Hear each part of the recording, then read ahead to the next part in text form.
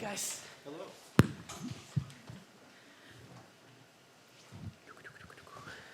Go ahead, guys.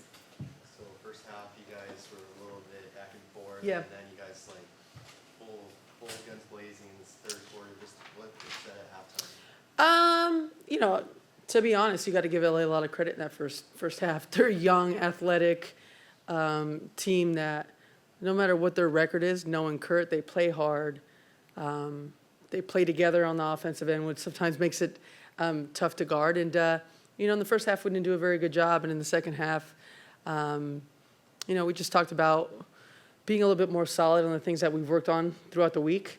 And we just did that a little bit more, a little bit harder, a little bit more often on the defensive end. And then, that obviously creates a lot of chances for us on the other end. So, it was twofold.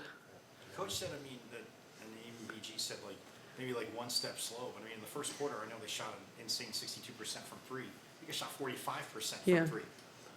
When you're in a game like that, knowing that your defense is there, does it kind of give you, more energy, going into that second quarter? Because knowing that, okay, we may have not played our best defense, but we're still in the game. Yeah, and you have to adjust in the game. I think Hamby made 3 or 4 of them in the first quarter. She's just playing unbelievable basketball. I think I sat here last time saying how she's the prototype player of the future, and today she did it again. She's just all over the place. Threes, transition, post-ups, off the dribble. She really is just playing phenomenal basketball. But yeah, I think you said it. I think in the second quarter and second half, we adjusted a little bit more, got used to the actions they were running, and got a little bit more physical, which helps you in that. And you guys had 4 players in double digits. Yeah. Can you just talk about? Nate talked about defense being the cornerstone of the team, but can you just talk about how offense and defense and both ends of the floor are so important to your collective effort? Yeah, it's basketball. Dribbling, passing, shooting. I think that's what it's in the Naismith Encyclopedia. So you got to do both. You can't just be a great defensive team, and you can't just be a great offensive team. The game of basketball is a circle, like the ball. So you got to do both. And, when we have multiple people scoring, that's when we're, the best version of ourselves. And tonight was that. Dos preguntas en español. La primera es, después de una primera mitad desafiante, como acabas de explicar, un equipo joven y agresivo, ¿cómo contribuyó la experiencia del equipo para la victoria esta noche?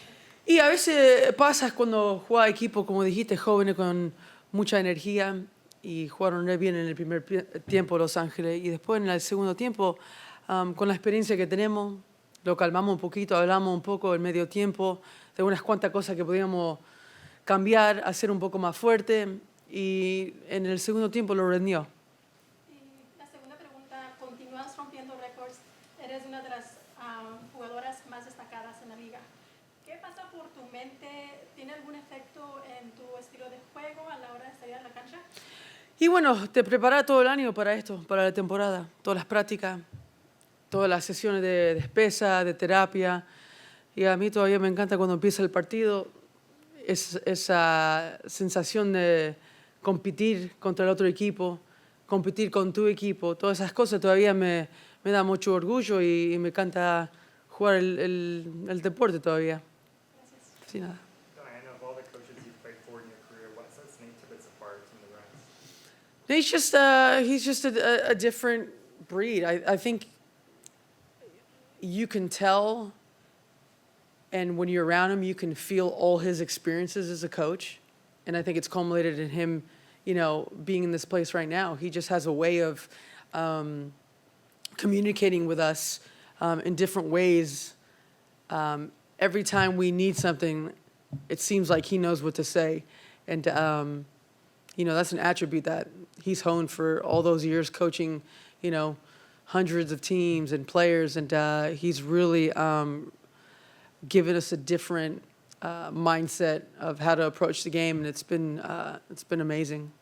It was inspiring girls' night tonight. More than 14,000 fans in the house. I saw you taking pictures courtside before the game.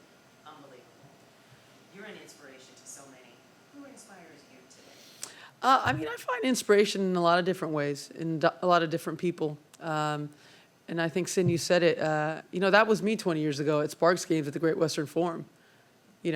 Watching Lisa and All those guys, like, that was me when Houston would come in town to watch Cynthia and Cheryl and Tina. So, fast forward 20 years to see, the crowd we had today. There's always little moments in your life that sparks something, a passion or something that you love. And hopefully tonight we did that for someone out there.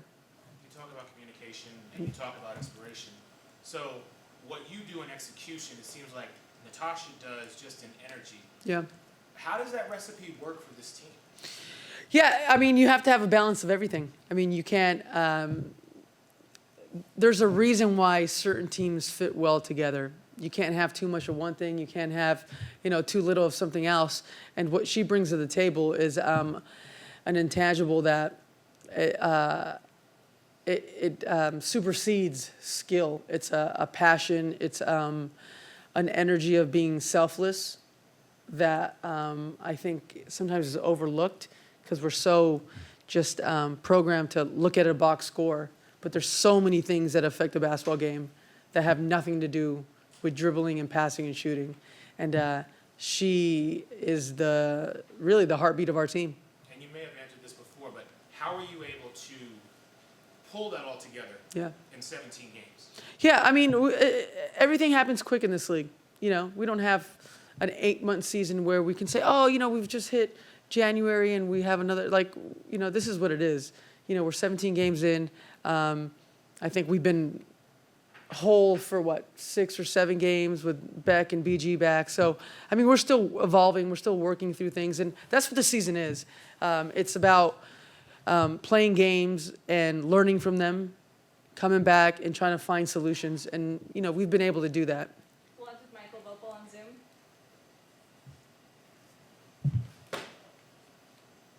Yeah, Diana. Hey, Mike. How you doing? Good. I asked Nate these 2 questions. I wonder if I could ask you those 2. Tonight, your 80th game with at least 5 3-pointers.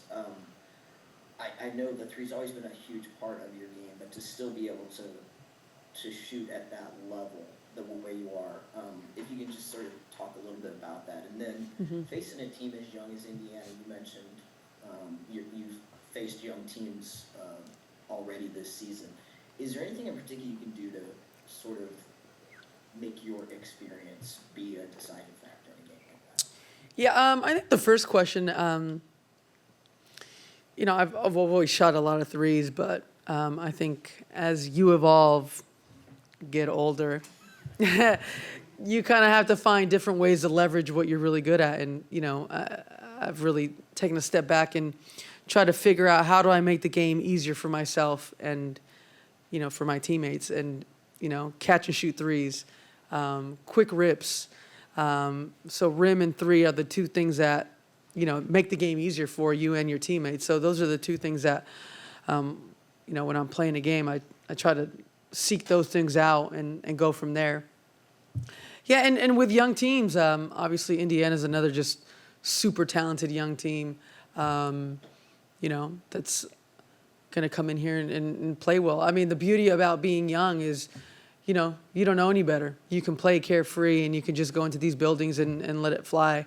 And we have to, face the experience knowing that, coming here with the, appropriate fear and respect and making sure we play really hard on both ends. And, I think we've done that for the most part this year.